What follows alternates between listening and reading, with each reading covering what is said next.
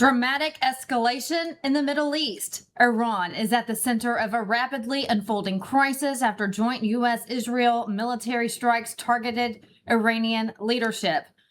Iran's longtime supreme leader has been confirmed dead in the attack. Celebrations in the streets. Iranians around the world celebrate this morning what could now mean freedom for them. President Trump releasing this updated message to the world. We have hit hundreds of targets in Iran, including Revolutionary Guard facilities, Iranian air defense systems. Just now it was announced that we knocked out 9 ships plus their naval building, all in a matter of literally minutes.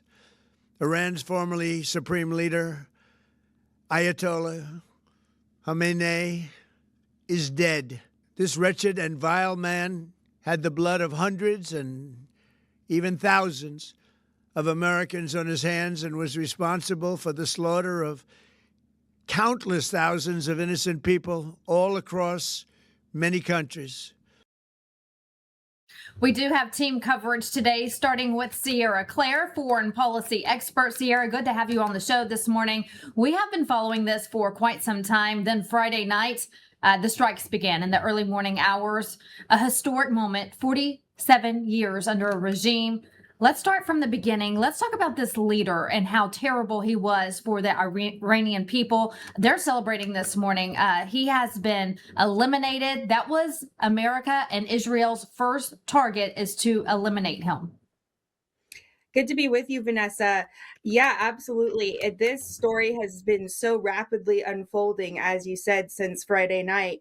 And along with Khamenei, there were 40 top leaders who were reportedly eliminated by American and Israeli strikes. So just right off the start. So, when we're looking at what is this conflict, how long might it last? What does it mean for Iran? When you come out with such a strong opening strike, I think the message is very clear. And as we've seen President Trump already say, there's a lot of IRGC, a lot of Iranian military who are already wanting immunity. They are losing morale and they're losing direction because their leaders are being eliminated so fast by our forces. And this is how you show overwhelming force, the true power of the American military, and you show that this conflict is not going to drag on and turn into a forever war. And for the Iranian people, as you said, all over the world, wherever there's an Iranian diaspora, there are people pouring into the streets, joyously celebrating, especially in Iran. They are finally free from this terrible regime that has killed over 30,000 protesters most recently, but killed thousands, hundreds of thousands of its own people over its 47-year brutal, bloodthirsty rule. Yeah, and it's so good to see these people celebrating in the streets. We saw this in Venezuela when we captured Maduro. The people in these foreign countries, I don't think everyday Americans quite understand because we've never lived under that type of circumstance. These people, you had the women who couldn't wear makeup. If they did, they would be beaten, if not worse. You had people who could not even gaze, could not be openly gay there in that regime. The women there were just, they had to cover their faces, cover their bodies. That's just a little bit of living under this regime and how strict this government was. And I was seeing pictures this weekend, Sierra. There was one of a woman whose entire half side of her face was burned because she wore makeup and they threw acid on her. And so now she's left with these scars for the rest of her life. She did survive, but that's just how ugly it is there in Iran. Absolutely. As you said, Vanessa, the women in Iran were under complete totalitarian rule, almost no rights whatsoever. And when you look at other societies or other countries in the Middle East where women were in similar circumstances, it's horrible no matter what. But Iran was such a different case because the women did have freedom up until 1979. They were a very modern country. You know, when you look at Saudi Arabia, women couldn't even drive until 2015 or something like that. And in Iran, it was just a totally different situation.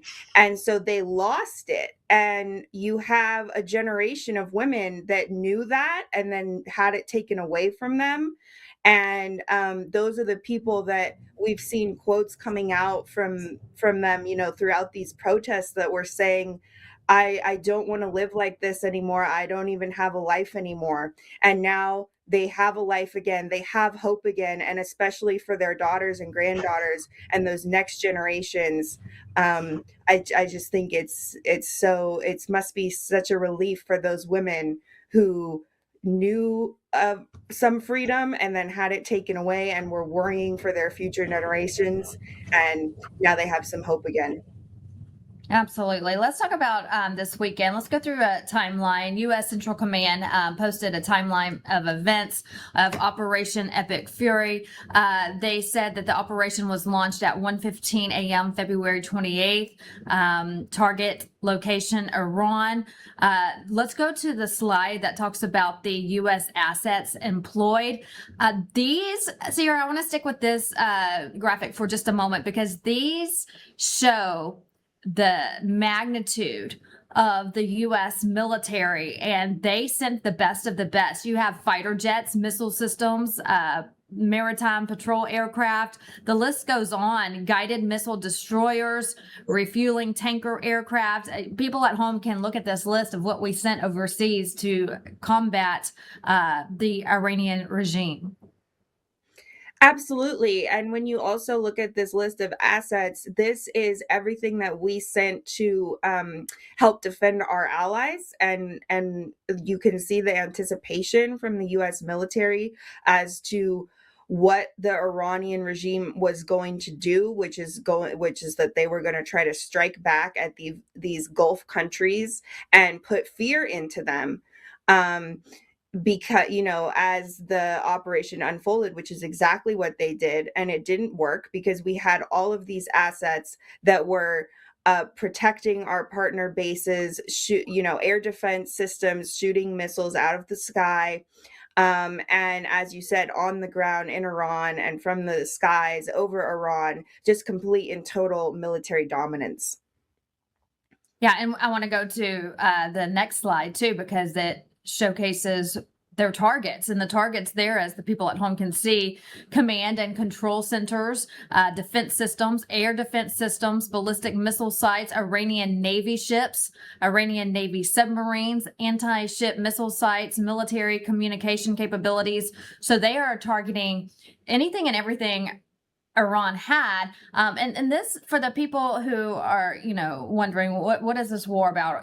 Because a lot of people don't. We follow this every single day, Sierra. And, for the average American just living their life, working 8 to 5, next thing you know, they wake up and we're in Iran bombing away. But this has to do with stopping Iran from their nuclear capabilities. Absolutely, Vanessa. That's a point that I've been reiterating all weekend. People are talking about the protesters and Trump's comments that he wanted to support the protesters in Iran and, regime change and all of these different elements at play. And Trump is supporting the protesters in Iran. He is supporting, as he promised, bringing help to the Iranian people. But the primary mission of this huge naval buildup that we saw off the coast of Iran and all of these other assets that have been sent to the region is stopping Iranian nuclear weapons capability and their ballistic missile program, because a lot of people don't know that the Iranian ballistic missile program was growing enough to threaten Europe and even the eastern coast of the United States, as well as the fact that the ballistic missile program, there were concerns about dirty bombs in that.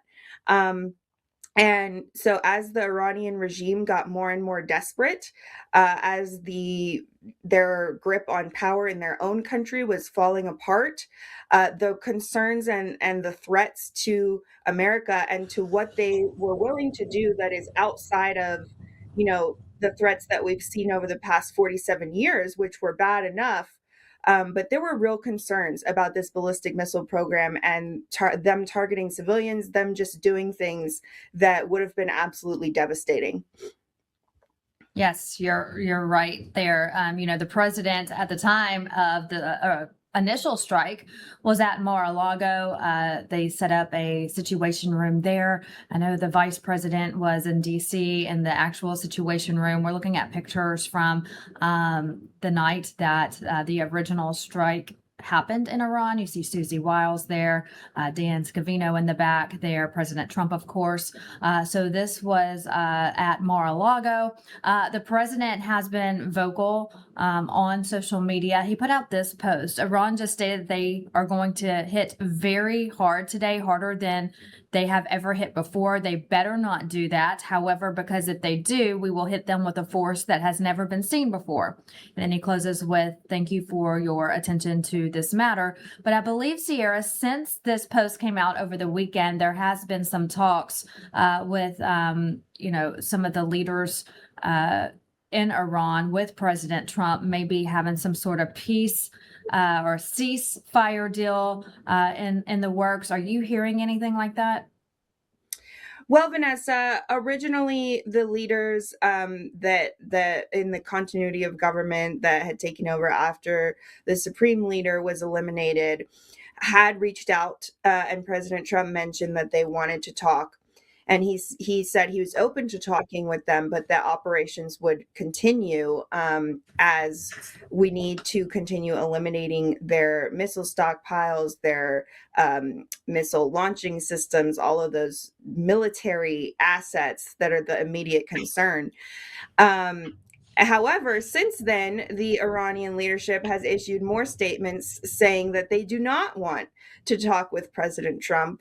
And they have, in fact, issued retaliation strikes targeting civilian targets across the region, Dubai, Doha, different areas like that, Bahrain. I think in Bahrain, they were targeting our military bases. But what we're seeing from the Iranian leadership at this point is exactly what everybody has been warning about, and it's brought on these Gulf states. Is they're targeting civilian targets, and these Gulf states have lived with this fear for 47 years, and they've actually issued joint statements now with the US because nobody wants to live under this type of fear of having a regime that is willing to target civilians. Right. Can't even imagine what they're going through there. But again, it's a new day for the Iranian people, and hopefully they have a very bright future ahead. This is just the beginning. Sadly, though, we have lost some military members, U.S. military members in this attack. Let's hear more from President Trump now. Combat operations continue at this time in full force, and they will continue until all of our objectives are achieved. We have very strong objectives. They could have done something 2 weeks ago, but they just couldn't get there.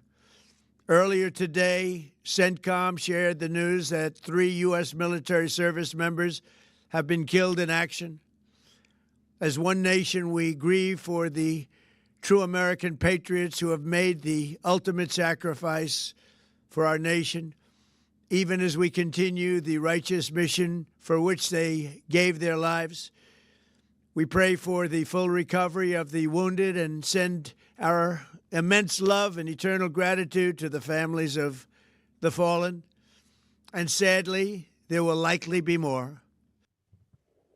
And since then, there has been more. Unfortunately, Sierra, we're just getting word this morning that a 4th U.S. service member has died from injuries sustained in Operation Epic Fury. So we pray for our U.S. military. We pray for our brave men and women on the front lines. But, as they continue to fight this war overseas, also getting word that the head of Hezbollah has been eliminated. That coming in this morning. Hezbollah is an Iran-backed group that's also being targeted right now in this operation.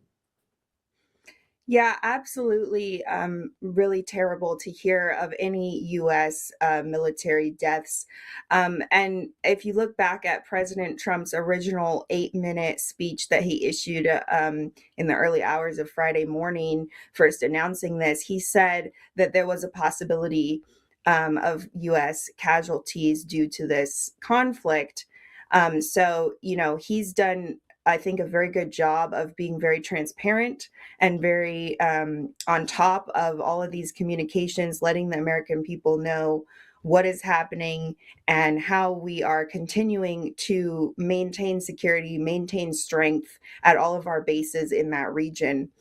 Um, as you said, the IDF is now launching operations against Hezbollah. They've been very successful at that. They have some additional targets now as well. Of the Hezbollah leaders that are left. And the terror proxy part of this, of Iran, is something that the US and Israel have been fighting for practically the entire existence of this regime.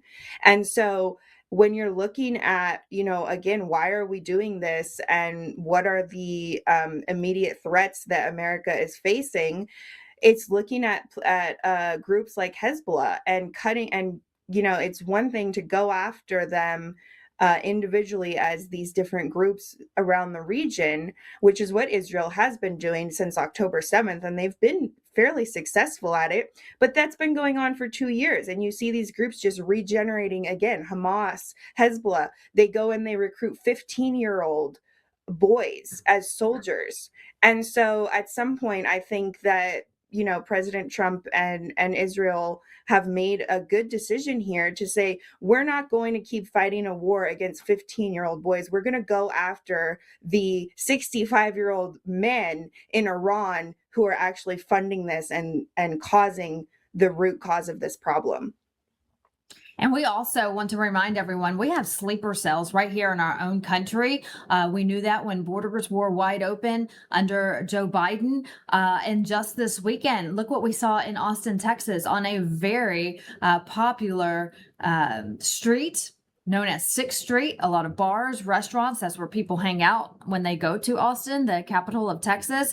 And you have this man who goes in and starts shooting up these people who are there just having an evening with friends. And he had a property of Allah and a Quran book reportedly found in his car. So the FBI now saying this is a possible act of terrorism right here in our homeland. But these people are here, so our head needs to be on a swivel, because if this is going on overseas, you have these sleeper cells right here on our home turf. Absolutely, Vanessa. There are some great accounts that talk about how to increase your awareness and preparedness for terrorist attacks here on U.S. soil. Sarah Adams is somebody that I follow, and Jonathan Gilliam, former Navy SEAL. So, I definitely encourage people to get information for themselves, be as prepared as they possibly can. When we're thinking about these terrorist attacks, what I've always said is that regardless of whether or not this person was directly affiliated with a terrorist group, maybe from Iran, or if he was a lone actor and somebody who was, upset with the American government's actions, and so that's what inspired this attack. This is the fault of Biden and Obama's lawlessness and lack of support for domestic law enforcement like the FBI and DHS. The Democrats right now are causing a DHS funding crisis again. And when we look back at what Biden and Obama did, empowering Iran on the foreign side and having an open border and having no support for law enforcement here at home. And they have put us at risk And when we're thinking about America needs to take action to protect our national security. And so we cannot be intimidated by having terrorist threats here on the homeland. And that's what Obama and Biden have left us with, unfortunately, is that when America is in a position where we need to defend our interests abroad, we now also have to prepare for terrorist retaliation that could be happening right here at home. Yeah, so it's very scary. We've been knowing this all along. We knew this during the 4 years when our borders were wide open under Biden. But here we are, and it's getting very scary out there. So everyone, please be careful when you're going out and about. It can happen anywhere at any time. Going back to the Middle East, Sierra, I want to talk about the Strait of Hormuz. That is a very popular thoroughfare for ships. About 20% roughly of our global oil supply passes through this waterway. And there's been reports, I've been seeing conflicting reports, some saying that, it's been shut down, possibly being shut down. There's been, I know, some ships there who are being very cautious, so slowing down. What are you hearing first? And second, how could this affect our oil prices? Well, we are seeing oil prices go up as an initial market reaction to what happened over the weekend. And as you said, this area is very critical for energy trade, especially the oil ships that pass through there. And Iran has always threatened to shut down the Strait of Hormuz as kind of a piece of leverage that they've had. And a lot of past administrations have acted like it would be catastrophic and cited that as a reason why they would not take military action against Iran. What you've seen President Trump do is he went after Venezuela first. So we have oil reserves that have nothing to do with going through that area. And he's increased domestic production, American energy dominance, American energy independence, which has now allowed us to take this action and really eliminated the leverage that Iran thought that they had. President Trump also talked about a timeline for this conflict, talking about 4 weeks. And so I think that 4 weeks of potentially fluctuating oil prices is something that is not going to affect, send the global market tumbling or spiraling into something that it can't recover from. And additionally, because of the reserves and everything that President Trump has done, it's going to keep it from becoming what it would have once been and what Iran has always threatened. So they've really lost that piece of leverage. And we're also seeing President Trump and the Operation Epic Fury going after the Iranian Navy. They've already sunk 9 ships. So with, I'm sure, more to come. So the keep that strait closed will also become, they won't be able to do it as this conflict goes on. Right. And like you mentioned, they don't have as much leverage. I was just thinking about that this weekend, the minute that it came down about the strait, Venezuela, a president with a plan. He had this all planned out beforehand and did a great job of making sure that American oil would be okay, gas prices would be okay, not too big of a hit if this were to happen. It's nice to have a president who knows what he's doing, finally. Final thoughts on where do you think we're headed? So, President Trump, Secretary Hegseth had a press conference moments ago saying that this could take days, even weeks, but they will not finish the mission until it's complete. What comes next for the Iranian people? Absolutely, Vanessa. This is a really important piece because you see a lot of people who are, these kind of isolationist leaning people trying to criticize this as a regime change war or as a forever war. And that's simply not the case here. What the military operation is doing from the U.S. point of view is going after the Iranian military capabilities. They're going to keep on doing that until that is completely eliminated. That threat is completely eliminated. A byproduct of that is the fact that the Iranian people have an opportunity for regime change. What the US and Israel are doing and can do in order to give the Iranian people that opportunity is to keep on eliminating these leaders, which will decrease morale. And you're already seeing it happen, as President Trump in one of his announcements stated, thousands already defecting from the IRGC, from the Basij forces, the Iranian army, there, because they don't want to be next. They see that the people who are getting into these leadership positions are just being eliminated. So it's really and there was already so much sentiment against the regime, and even before this military operation started, there were a lot of IRGC, a lot of Basij forces who did not actually want to do the massacres on their own people, who were being forced to do it. The regime was threatening their families, things like that, or financial reasons. Now that you have that threat removed, you're just going to keep seeing this attrition. And it is going to allow for a transitional thing where the Iranian people can actually choose their next government. What one of the best options for choosing their next government is the Shah Reza Pahlavi. He has transition plans in place. Western governments, Europe and the West, the US, have been briefed on his transition plans. Now, we're not saying that that's definitely going to be the guy, because we're leaving that up to the Iranian people. But he is, if he can get back to Iran, I think will be the sign that he has the support and he has the actual opportunity to do this, because he has a lot of support there domestically from the Iranian people.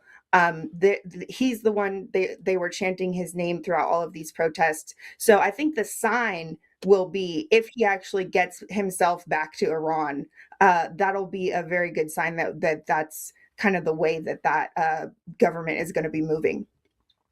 All right, we'll keep an eye out on him. Also, the operation ongoing. Sierra, always appreciate you. Thanks so much for joining us today. And I'm sure we'll be in contact some this week as well. Thanks, Vanessa.